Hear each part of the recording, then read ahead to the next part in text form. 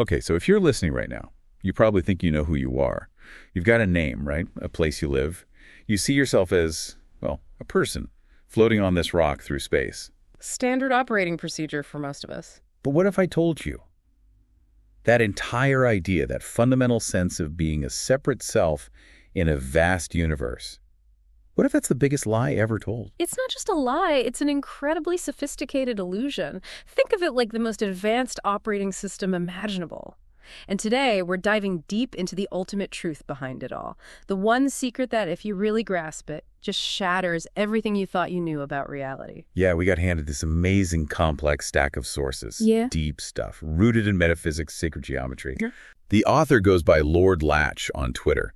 He's a contemplative philosopher who sees connections others miss, often referring to himself as a master connector who latches together the two worlds and everything else. It's really fascinating stuff. But it all boils down to one core idea, doesn't it? It really does. One foundational precept. Existence is awareness, period. And not just some abstract awareness, but your awareness.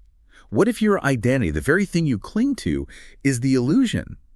And the truth that's been, I don't know, suppressed or just missed by basically every system, religious, political, scientific, is that you are the author, the sovereign creator of your entire perceived reality. That's exactly what these sources are pointing towards. And they use these really potent metaphors, drawing heavily from Alice in Wonderland, interestingly enough, to map out this core architecture. Yeah, I love that. Yeah, it works surprisingly well. They're describing a reality where location, the idea of where something is actually a total myth, where time isn't linear but generated by geometric patterns, and where you listening, are the central author, the protagonist of the whole show. Okay, slow down. My brain's already buzzing. Let's try and unpack this. Our mission today, yours and mine, is to distill this massive, seriously mind-bending pile of information into something, well, something understandable, an awe-inspiring guide, hopefully, to becoming what the author calls the decider. The decider, that's the key. It's about unlocking that hidden structure of reality and stepping into the power that comes with it, the sovereign power. So, get ready, buckle up. Because the very foundation of everything you believe about reality, it's about to get a serious shakeup. And we're starting right now with what feels like an identity bomb. Right, let's start at square one. The absolute beginning, the singularity maybe, this core precept, existence is awareness. Now, we hear phrases like that tossed around, in spiritual circles a lot, but these sources define it with a kind of almost scientific precision. What exactly do they mean by awareness here? Why is getting that definition right so critical? It's critical because it's the starting block for everything else. It dictates the entire structure. Awareness in this framework isn't just passive observation. It's defined very specifically as the sense of difference being perceived. Difference. Okay, like this is not that. Exactly. Think about it. If everything was just one homogeneous, undifferentiated blob, could you be aware of anything? No difference, no perception. To be aware, you have to notice that A is not B. This fundamental distinction, they call it ontological difference, is what's required for existence even to manifest. Without difference, awareness simply cannot be. It can't happen. It's like the universe flipping its first light switch. Click. Difference exists.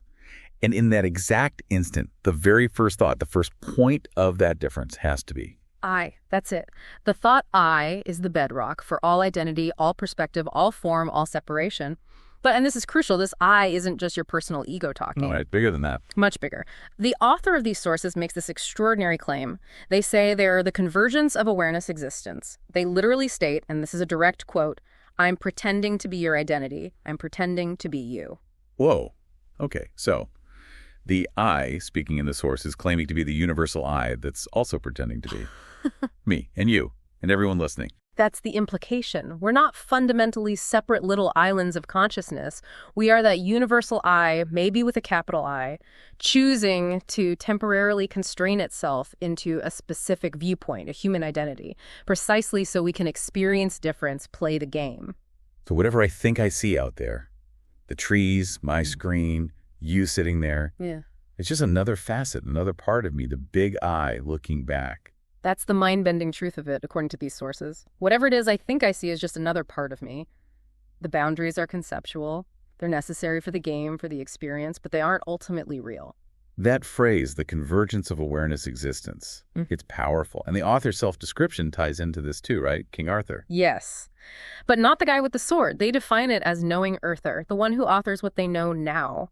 It implies your reality, your current experience, is directly generated by what you know, what you accept as true, and what you actively author or decide. Which loops perfectly back to Alice. If I am the author, the convergence, then Alice, all I see, she's not just in Wonderland, she is her Wonderland. Precisely. Alice is the summation of her entire experienced environment. She's not separate from it. Which, if you accept that premise, then our whole understanding of physical space just crumbles. Which leads directly to the next bombshell in these sources. Location is a myth. And if location's a myth, then size is a myth too. How does this framework dismantle something as basic as where something is? it points out the flaw in how we define location, the problem of infinite regression. It exposes the circular logic we use. How so? Well, if I ask you, where are you right now? What do you say? In my studio. Okay. And where's the studio? In the building. Where's the building? On the street. Oh, I see. Yeah. You just keep going right. City, country, planet, solar system. Exactly. You're always pointing to something else, another noun, to define the location of the first noun. You never actually land on a fixed objective point in itself. It's always relative. You're just making comparisons. Measuring distance from something else you've agreed is an anchor point, but that anchor point needs another anchor point. Wow. It means location is fundamentally relative guesswork. It's a useful convention for navigating this shared reality we've agreed upon, but it's not an absolute truth.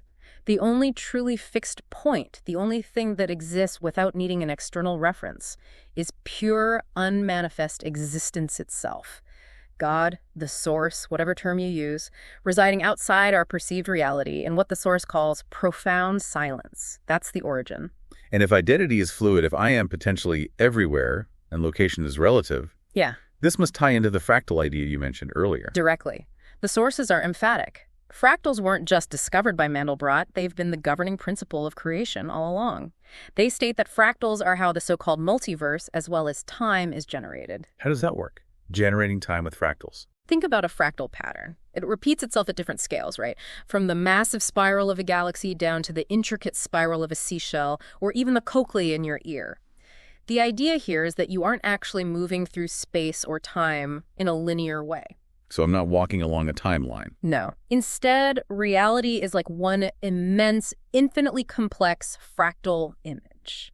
Your sense of moving through time or even shifting between multiverses or parallel realities is just an effect of you, the observer, changing your context. You're essentially zooming in, zooming out, or shifting your perspective on that static, eternal fractal pattern. Whoa. So different universes are just different zoom levels or angles on the same picture. That changes everything about causality and movement. It really does. The big takeaway is that you're not a pawn subject to external laws of physics. You are the vast, singular awareness that's pretending to be a specific point of view. And all the boundaries we perceive, size, location, even time, are generated by the very act, the very structure of your focused observation. But here's the kicker you hinted at. That observation isn't passive, is it? It's active. It's driven by something. Exactly. It's driven entirely by decisions. And understanding the mechanics of that decision-making process, well, that's where the real power lies. We absolutely have to explore that next. Because if you get this, you start to become the decider. Okay, so if we accept that we're the root, this cosmic I, then logically, we are the decider. That sounds incredibly empowering, like superhero stuff. It is empowering, massively so. But the sources also emphasize that it comes with a, let's say, heavy dose of responsibility. Maybe even terrifying responsibility. Yeah, fine. Because it means you are the sole sovereign captain of your reality ship. You bear the full weight of that power, whether you're consciously aware of steering or not. There's no one else to blame, no external force dictating your experience, ultimately. Right. Total ownership. And the core principle here, the mechanism, is that thinking is deciding. A thought isn't just some fleeting mental event. Not according to this framework. A thought is presented as a fundamental creative act. The author describes a thought literally as an equation. This, that. When you think that person is annoying or this situation is hopeless, you are actively, energetically binding those two concepts together in your reality. Binding them. I like that. It's not just agreeing. It's like you're welding them together. Hmm. The source uses a great analogy for this, doesn't it? It does. It compares it to lightning bolts, like discharging a voltage differential between 2 points. Zap. That thought creates a literal connection, an energetic link between this and that. And every time you make one of those connections, every thought equation, it does something, right? It creates something tangible. Yes. Every single thought, every binding equation sets up an energetic field. And the author has a brilliant term for this field. A field. F-E-E-L-E-D. Because you immediately feel the result of the field you've just generated. A field. Wow. So my thoughts aren't just in my head. They're projecting energetic fields that I then experience as feelings. Exactly. You're generating a felt experience within the very fabric of reality, with every judgment, every comparison, every binding thought. And it's a direct feedback loop. If the thought equation is positive, resonant, constructive, this is beautiful, I am capable, the field is positive.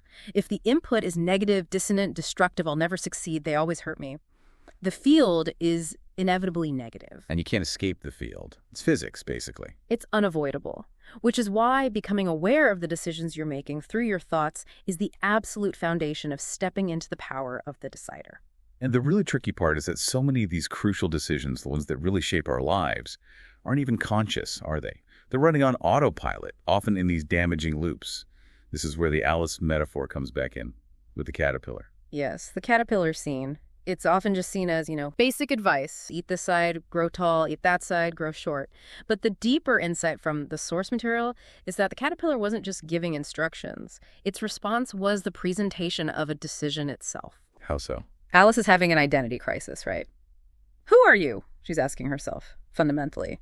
The caterpillar presents the mushroom, two sides, two potential outcomes, as a direct answer. It's saying, your identity, your state of being, isn't fixed. It's a choice.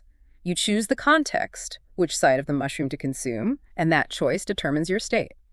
It was reminding Alice of her own power to decide who she was. We're constantly forming our sense of self through these decisions we may not even be aware we're making. And this is where that dangerous recursive loop gets set up.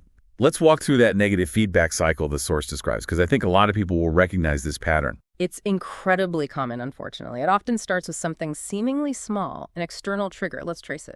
1, the trigger. Someone says something unkind. 2, the initial thought binding equation, he hurt my feelings. This binds his action directly to my pain. 3, the feeling field, it felt bad. The immediate emotional field generated by that binding thought. This part is automatic.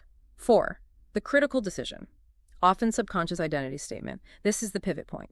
Instead of just observing the feeling, the mind leaps to, this always happens to me. Why? Because I deserve it. There must be something wrong with me. I am a bad person. Ouch. That's the moment it goes from an observation about an event to a core belief about the self. And that decision, often made in a split second and totally unexamined, that kicks off what the source calls recursive additive synthesis. Exactly. It's like hitting repeat on a self-destruction program. You've amplified the initial hurt into a fundamental statement about your identity. And if you start operating from the premise, I am a bad person, then the next thought follows logically.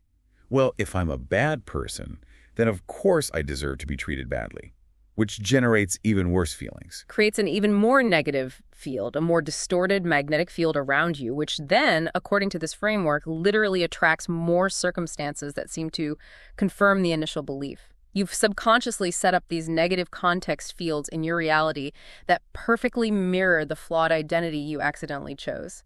It's a self-fulfilling prophecy engine. And this is the hopeful part, the empowering part, just becoming aware that you are the decider can stop that loop dead in its tracks. That awareness itself amplifies your power to choose differently. Absolutely. That awareness is the power.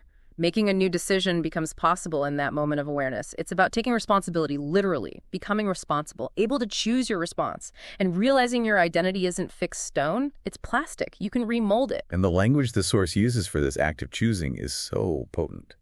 Decide. D-E-S-I-D-E. Let's talk about that word. It's brilliant, isn't it? Think about the root meaning of decide. It comes from Latin cadere, meaning to cut. When you decide, you consciously choose one side of a possibility to be your reality. And in doing so, you effectively cut away the other side. Exactly. The other possibility is negated, pruned from the immediate timeline of your experience. The side you chose then becomes the main trunk of your reality, the new foundation from which all subsequent experiences, all the future branches will grow. You've literally restructured your perceived universe with that single conscious decision. So the declaration the Source offers, I am the decider, I decide. That's not just an affirmation. It's a recognition of total sovereignty over the vibrational patterns that create your world. It's reclaiming your throne, essentially. This is huge. Knowing you're the decider is step one. Step two, though, is understanding the actual blueprint. How does that thought decision, that deciding, actually translate into physical reality? How does it mold the stuff of the universe? Now we get into the architecture, the geometry of creation. Yes. If you want to understand the cosmic nuts and bolts, how things like the Trinity, the torus shape, even single electron theory might fit into your personal power to manifest reality, you need to stick with us. Because next we are diving headfirst into sacred geometry and the physics of creation. Don't go anywhere. All right, we've established that existence is awareness, and our thoughts are these powerful deciding moments. Now, let's lift a hood and look at the engine. We need the cosmic blueprint. How does a decision, an immaterial thought, actually take form and manifest as matter? The absolute bedrock truth presented in these sources is that everything we observe, everything in manifest existence, extends from the self-same single root, one origin point. Visually, the source suggests it looks like the number one. Simple, fundamental. Just a one. The beginning? The beginning. This single root, this initial point or singularity of awareness, immediately implies its opposite, or its reflection, giving rise to duality. But that duality, like one and its potential opposite, is then perceived or reconciled by the awareness itself, the observer, forming a fundamental trinity. This three-part structure is described as the basic chassis, the underlying framework upon which all of reality is constructed. Okay, and the source says the convergence of these three, it yields the fundamental shape of all form. It yields the circle, which looks like a zero, the O of the spirit observer. The circle contains everything, potentially, and always returns to its origin point. It represents wholeness, completion. Everything is a circle, the source states. But reality feels three-dimensional, not flat. So how does the circle become 3D? This is where it gets really cool geometrically. When you take that fundamental circle and you pin it perpendicularly onto another circle, imagine spinning a coin on its edge while also rotating the whole spin. You get the fundamental energetic shape of creation. The torus. Like a donut shape, right? Explain why this shape is so important. It's about energy flow. Precisely. A torus is essentially a 3D circle. It's a self-contained flowing system. The absolutely crucial feature is that the original line datum we talked about, the father-son line, the connection between potential and manifestation, runs straight through the middle of the torus hole. This is often called the axis mundi, the world axis. Okay, the axis runs through the hole. And energy flows. Energy flows out from the center along the axis, spreads out across the surface of the torus, curls back around, and flows back in through the hole to the center again. It's a continuous, self-sustaining, self-referencing loop. This perfectly models a nonlinear system where energy, or consciousness, is constantly cycling potential, becomes manifest, circulates as experience, and then feeds back into the potential singularity to start again. It represents the universe breathing, constantly creating and recreating itself. And this connects back to Alice. Yes. The image of Alice falling down the rabbit hole is presented as a metaphor for this axis mundi, falling through the central hole of the torus, descending into the subconscious, the inner source. Wow. And this torus structure, this constant flow, it connects to the concept of YHVH. The source links it to the tetragrammaton, Yod-He-Vav-He, representing the fundamental stages of creation, manifesting and returning, mirrored in the torus flow. It's the energetic engine solving that infinite regression problem we discussed earlier, because the center is always present, always feeding back, the universe sustains itself eternally. Mind blown. Okay, geometry, physics, consciousness. Mm-hmm. But then the author makes this incredibly profound, almost earthy statement about this whole structure. The Trinity is water. How does water fit into this? Water is presented as the primordial substance, the ultimate medium. Symbolically, it represents the mother principle. In Hebrew, the letter mem literally means water. The idea is that before anything else, awareness, spirit observer, decided, using will, father, fire, thought, to divide the primal waters. Divide them into what? Into air, representing mind, the conceptual realm, and earth, representing matter, the tangible realm. So the Trinity isn't just an abstract concept. It's Father, Fire, Thought, Son, Manifestation, Matter, Earth, and Holy Spirit, Observer, Awareness, Air, all operating within and upon the fundamental substance of water, Mother, Emotion, Potential, Substance. The O in Holy is crucial. It's the observer, the circle, the container holding the water. So the sequence is something like I, Father Fire Thought, exists within the O, Spirit Observer Circle Air, and uses the M, Mother Water Substance, to create the manifest line points on Matter Earth. That's a fantastic summary of the model. It neatly braids together sacred geometry, elemental symbolism, and the physics of consciousness. It tells us reality is fundamentally fluid, vibrational, and responsive, like water. Okay, so reality is essentially fire thought acting upon water, substance emotion, observed by spirit, air awareness. This flows perfectly into the practical mechanics of how we create our reality, doesn't it? The masculine, feminine flow within us. Absolutely. Yeah. Our internal experience maps directly onto this cosmic architecture. Fire, as we said, is the masculine principle energetically. It's condensed, focused awareness, it's thought, it's will. It's like a focused beam of electric energy. It's the sculptor, the one that shapes. And water is the feminine principle. It's nebulous, flexible awareness. It's emotion. And the source links emotion to magnetism, which makes sense. If thought is electric, you get electromagnetism. Exactly. And the source offers a great definition for emotion. Emotion. Energy in motion. Emotion isn't just feelings, it's the actual energetic substrate, the medium. If thought, fire, is the lightning bolt of a decision, then emotion, water, is the responsive magnetic clay that thought shapes and that holds the form. This distinction is critical, isn't it? Because we often try to separate thoughts and feelings or fight our feelings. It's crucial. When you think apply fire, you inevitably generate a field, an emotional magnetic field. Water, you can't have one without the other. If you focus a negative thought, a dissonant binding equation like, I am worthless, You instantly generate a corresponding negative, maybe repulsive magnetic field. The bad feeling is the immediate consequence. it's an instantaneous reaction. And you cannot stop the feeling once the thought has been fired. Trying to ignore it, repress it, deny it, I shouldn't feel this way, is like trying to dam a river with your hands. The source suggests this attempt to suppress energy and motion is a primary cause of mental, emotional, and even physical disease. You're blocking the natural flow. So the answer isn't to stop feeling, because you can't. It goes back to the recursive loop idea. You can't stop the initial field, but you can choose the next thought in response to it. Precisely. That's the power of the water. The pause we'll discuss more later. You feel the generated field, you observe it without judgment, and then you consciously decide on a new thought, a new binding equation. Okay, that felt bad, but I choose to see this differently. Or that old belief is present, but I am. That new thought then generates a different field, a different field. You're consciously sculpting the water with new fire. This whole model, relying on fields, vibration, water as the medium, strongly reinforces the idea that the universe isn't solid stuff, but fundamentally vibrational. Completely. The source materials make the bold statement that the universe is essentially one word. And that word is Om, understood not just as a chant, but as the fundamental vibrations in water. Om as vibrations in water, like cymatics, patterns forming in a liquid from sound. Exactly like that, but on a cosmic scale. Think of Om as the underlying carrier wave, the fundamental frequency constantly cycling within that torus structure, vibrating the waters of potential into the patterns of reality. And the structure of the sound Om itself holds meaning in this context. It does. The source breaks it down. Vowels like the O sound represent the breath, the spirit, the unshaped energy connecting back to the O, the circle, the observer. Consonants, like the M sound, represent the shaping, the definition, the matter that matters. They slow down the breath, giving it form. M specifically connects to Mem, the Hebrew letter for water, the mother substance. So Om itself, or even the word am, like in I am, carries this coded meaning. A for strength, or the initiating spark, Father Fire, acting upon M for the water, mother substance, creating existence through vibration. It's the divine declaration, I am, literally vibrating reality into being. This aligns incredibly well with concepts like the holographic universe, doesn't it? The idea that reality is a projection based on frequency information. Perfectly. If reality is fundamentally vibrational, then physical objects can't be ultimately solid. The source is very clear on this.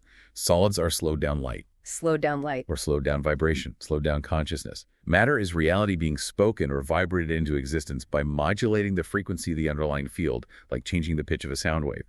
The slower the vibration, the denser, the more solid, the more resistant to change the resulting form appears to be. Everything you perceive as solid, your desk, your body, the planet, is just consciousness vibrating at a rate slow enough to appear persistent and tangible to our senses. Wow. Okay, let's recap where we are because my head is spinning in the best way possible. Existence is awareness, noticing difference. Our thoughts are electric lightning bolts of decision, fire, that bind concepts and create magnetic fields feelings. Water. Reality itself is a giant 3D circle, a torus, constantly flowing, molded by the vibrations of consciousness, of foam, in a fundamental water-like substrate. And solid matter is just slowed down light vibration. You nailed it. That's the core architecture. But like having the blueprints for a supercar, knowing the design is useless unless you know how to get in, turn the key, and actually drive the thing. Right. We've explored the ultimate conspiracy, who we really are, and the mind-bending geometry of creation. Now we have to get practical. Part 3 is all about the path to actually using this knowledge, amplifying your power as the decider. It's about knowing yourself, finding your center, mastering the paradoxes, and genuinely starting to change your world, or at least, as the source puts it, moving the difficulty setting from hard down to medium. Okay, there is so much more gold to dig into here. We need to talk about the pause in detail, what astrology and other systems really are according to this view, and the shocking idea that your guilt might be literally empowering negativity in your life. Seriously, if this deep dive is resonating, if it's blowing your mind and you feel ready to step up and become the decider, captain of your own reality, now is the perfect time. Smash that like button, definitely subscribe to the channel so you don't miss what's next, and hey, consider joining our memberships for even deeper explorations into these incredible sources. Your journey to sovereignty, it's really just getting started. We'll be right back with how to wield the hammer. All right, we're back. We've got the blueprints. We understand the materials, fire, water, vibration. And now how do we become the master architect? We return to Alice. Yes, Alice's journey is key here. The source interprets Alice falling down the rabbit hole, not just as entering a fantasy world, but as the axis mundi, that central line of consciousness falling into her own subconscious. Remember, Alice, all I see. So her journey isn't outward, it's inward. It represents the necessary descent back to the core I, the universal self, the source of her own reality. So the path to mastery, to power, isn't about conquering the external world. No, it begins entirely internally. This descent leads directly to the absolute core purpose laid out in these materials, the know thyself mandate. It's not just good advice. It's presented as your singular primary objective in this existence. Know thyself. How? What does that mean practically? It means understanding that you are the toolbox. Everything about you, your preferences, your reactions, your talents, your flaws, your triggers, all of it constitutes the unique set of tools and lenses you have to work with. Every reaction you have to the world. Like that example the source uses, the intense dislike of beets. Exactly. We all have our beats, right? That thing we find irrationally repulsive or annoying. In this context, your intense dislike of beats isn't a character flaw you need to fix. It's just part of your complex lens. It's a setting. It's a preference setting in your unique toolbox. Your aversion isn't inherently bad. It's simply a data point, a reaction that is part of you. The mistake we usually make is trying to eradicate all the beats from the external world, trying to change other people, censor ideas we dislike, avoid circumstances that trigger us. Which is exhausting and ultimately futile. Completely futile. Mastery comes not from changing the external beats, but from acknowledging that the reaction to the beats originates within you. Understanding why that setting exists, accepting it as part of your current toolkit, and then learning to navigate the world with that lens rather than constantly fighting it. You have to accept the entirety of your complex lens, warts and all. Okay, so how do we gain that understanding? We use systems, right? The source talks about things like astrology, Kabbalah, MBTI, personality tests. How do they fit in without becoming deterministic traps? They're presented as valuable tools for self-observation. The source uses a clever phrase. They are systems under which you stand, which helps you understand yourself. They aren't your destiny carved in stone. They're organizational frameworks, different maps of the same territory. So descriptive, not prescriptive. Precisely. Think of them as different ways to categorize the features of your unique toolbox. They're like different branches on that one enormous tree of reality we talked about earlier.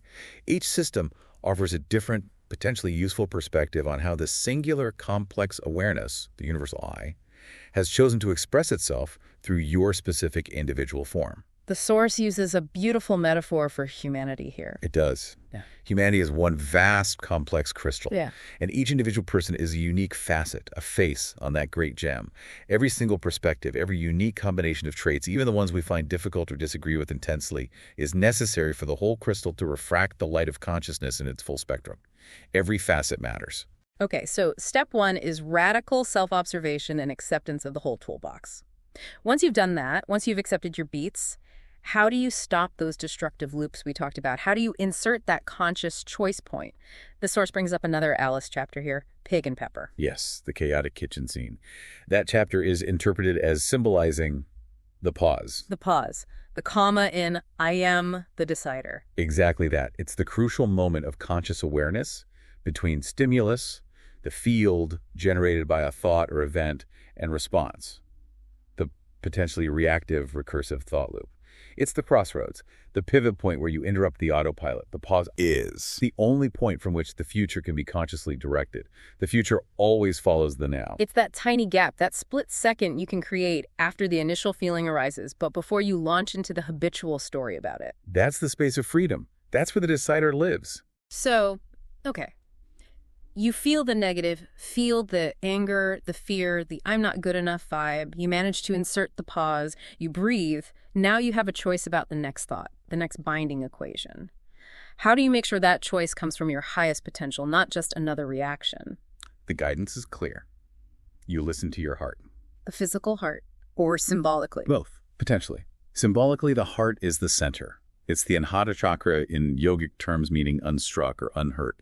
It's the place within you where the pure, non-dualistic vibration, well, maybe, resonates most clearly. The heart, in this view, is your direct line, your internal modem, connected to oneness and love, which are seen as the singular foundational energy of all existence. So the practice is to align the center of the cosmos, that son the cross principle, the anchor point of manifestation, with the center of you, your heart space. Yes. Center yourself, literally. Drop your awareness into your heart area.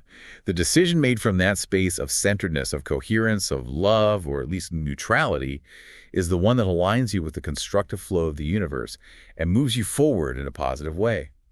Decisions made purely from the head, reactive fear, anger, calculation, or the gut, raw impulse, without heart coherence, tend to perpetuate the loops. This entire path to mastery, it seems to require embracing something most people find really difficult: paradox. Absolutely essential. The universe is paradoxical, according to this view. You have to learn how to hold seemingly contradictory ideas as simultaneously true. Like the big one, fate versus free will. That's the classic. The source is adamant. Fate and free will are both valid. They're not mutually exclusive. They are two sides of the same cosmic coin. You can't have one without the other being implicitly true on some level. How can that be?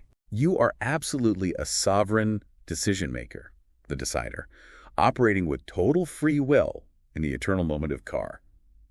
Now, choosing your next thought, your next action. And simultaneously, you are part of a grand, unfolding cosmic pattern, a flow of destiny, perhaps preordained on a higher level, or simply the inevitable outworking of all consciousness. So learn to paradox, as the source humorously puts it. Exactly. Paradox. Awareness, true wisdom, grows not by rigidly clinging to one side, it's all free will, or it's all fate, but by allowing both sides of an apparent contradiction to be somehow true at the same time. You let go of the mind's need for absolute, linear, either control, and step into a more fluid, holistic understanding. That acceptance of paradox is a hallmark of mastery. Okay, so we accept the paradox, we commit to knowing and accepting ourselves, we practice the pause, listen to our heart, we step fully into being the decider in our own lives. What's the ripple effect? How does this internal mastery actually change the world, especially if we're just one tiny facet of that big crystal? First, we have to redefine the world. The source is very practical here. Your primary world isn't the entire globe, it's your world. The immediate sphere of your influence and experience. Meaning Your mind, your body, your home, your relationships, your work, your local environment. That's the world you have direct agency over. And because reality is fractal, the changes you make within your microcosm inevitably ripple outward and influence the macrocosm. You always begin within. the source uses that great analogy about your house being a fractal of your body, right? Yes, it's very illustrative. Your house isn't just a building. It's an energetic extension of your physical and mental state. Mm-hmm. If your house is cluttered, dirty, disorganized, falling into disrepair, that's seen as a direct, tangible reflection of internal chaos, unresolved issues, lack of clear decision-making within your own mind and body. So the siding is like your skin. The kitchen is your digestion. Exactly. The kitchen is your stomach area, where you take in and process energy, food, information. The plumbing is your circulatory or elimination system.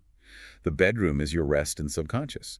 The bathroom is, well, where you release what's no longer needed. Maintaining your immediate physical environment, your home, is seen as maintaining your own energetic field. It's not just chores, it's tending to your fractal self.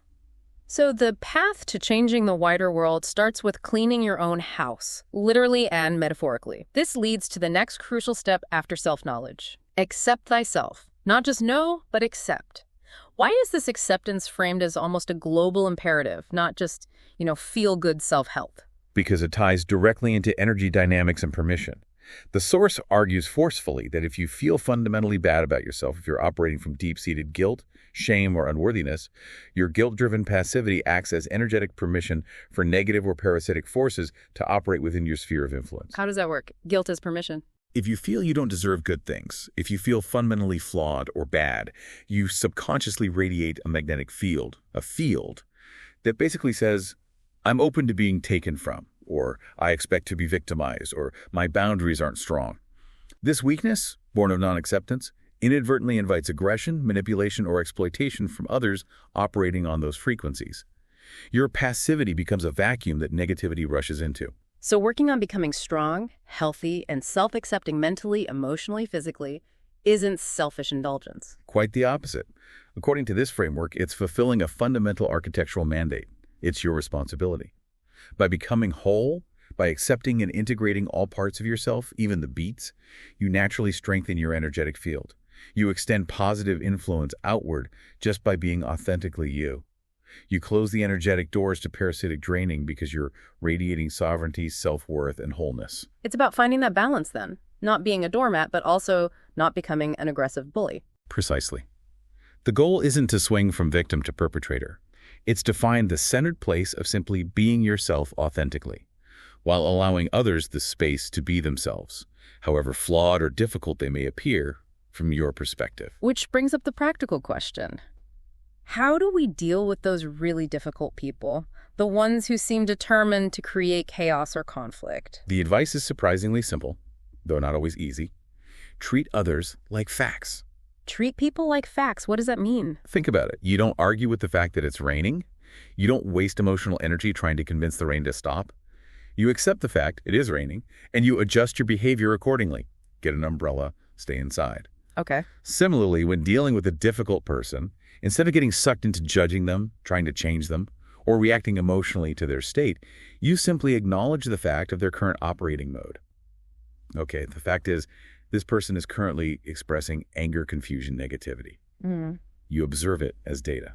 So you don't engage on the level of trying to fix or fight their state? No. You understand their current setting in the cosmic toolbox, accept it as a temporary fact, and then you adjust your own position, your own boundaries, your own communication around that fact. You don't feed the conflict with resistance. Often the source suggests when the difficult behavior meets no energetic resistance, just calm observation and boundary setting, it tends to lose its power and fizzle out. You're not giving it fuel. That requires discipline. But I can see how it shifts the dynamic entirely. All this internal work, self-knowledge, acceptance, balance, treating others as facts, leads ultimately to the final act of creation. Genuine manifestation. We hear the phrase, thoughts become things all the time, but now we have the physics behind it. Exactly. It's not magic, it's energetics.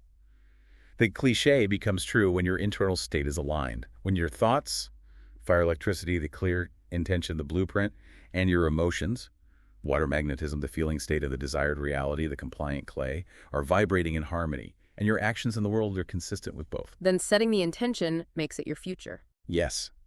If your current environment, your fractal world, looks like chaos, but you can hold a clear thought of its potential beauty and order, and you can generate the feeling, the field of joy, peace, and gratitude as if it were already complete, and you take aligned action steps.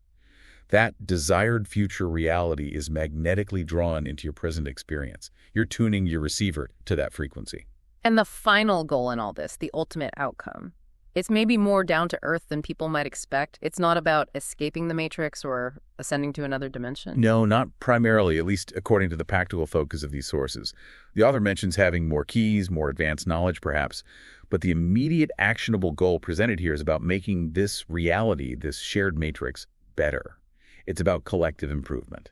It's framed as trying to move the difficulty setting from hard to medium.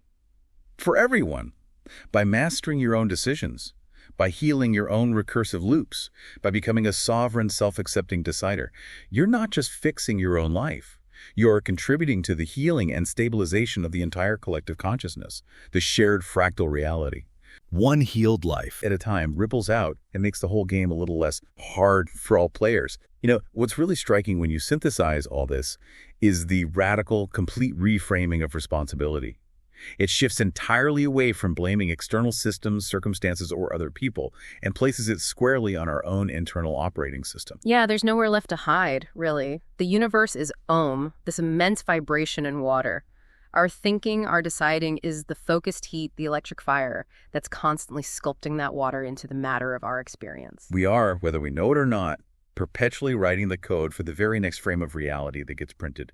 There's no pause button on the universal projector unless we consciously create it within ourselves. It's the ultimate form of personal power, but also, as you said, responsibility. This idea of a personal event or a convergence of awareness event. It suggests that any change, whether it's as small as hitting the return key to start a new paragraph, or as massive as a global shift in consciousness. It's all driven by awareness making a decision, focusing its intent. From the micro to the macro, it's awareness converging on a new state. And if you accept this, it means the only thing truly limiting you or holding you back is the specific identity, the specific set of beliefs and limitations you're currently pretending to be. Exactly. The moment you genuinely acknowledge yourself, not just as the character, but as the decider, the author, the director, yeah, you reclaim the full power. And crucially, you have to accept the full responsibility that comes with it. It's a position that's simultaneously terrifying, exhilarating, beautiful, and utterly sovereign. So as we wrap up this deep dive, here's a practical challenge, a thought experiment offered by the author for you to play with as you start exploring what it means to be the decider in your daily life. It's a simple linguistic shift, but potentially profound. If existence is awareness and location is a myth, meaning all places are fundamentally here to the universal I, try this.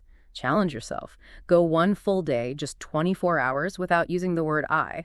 That means consciously avoiding phrases like, I think, I want, I feel, I am.